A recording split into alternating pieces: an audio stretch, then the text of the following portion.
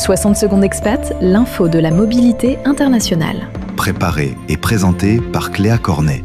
C'est un piège invisible qui vire au cauchemar humanitaire. En Asie du Sud-Est, les scam farms, ces fermes à arnaques en ligne, se multiplient à huis clos. Derrière les écrans, une réalité glaçante, des centaines de milliers de personnes réduites en esclavage. Le scénario est toujours le même. Des réseaux criminels internationaux recrutent via de fausses offres d'emploi au Cambodge, au Myanmar ou aux Philippines.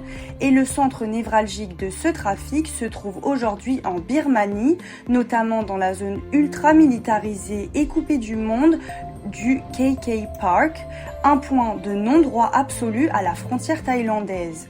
Une fois sur place, c'est l'engrenage. Leurs passeports sont confisqués, les personnes sont forcées sous la menace de mener des cyberarnaques à grande échelle.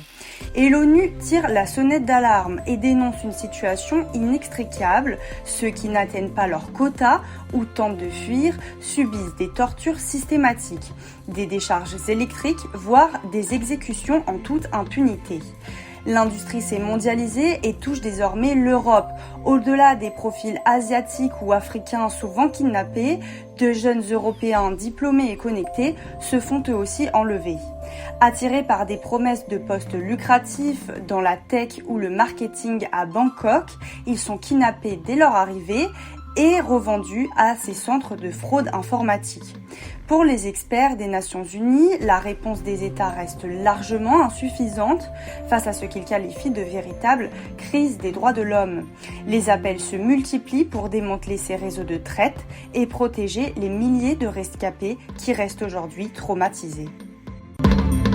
L'info de la mobilité internationale À retrouver en podcast sur fdlm.fr.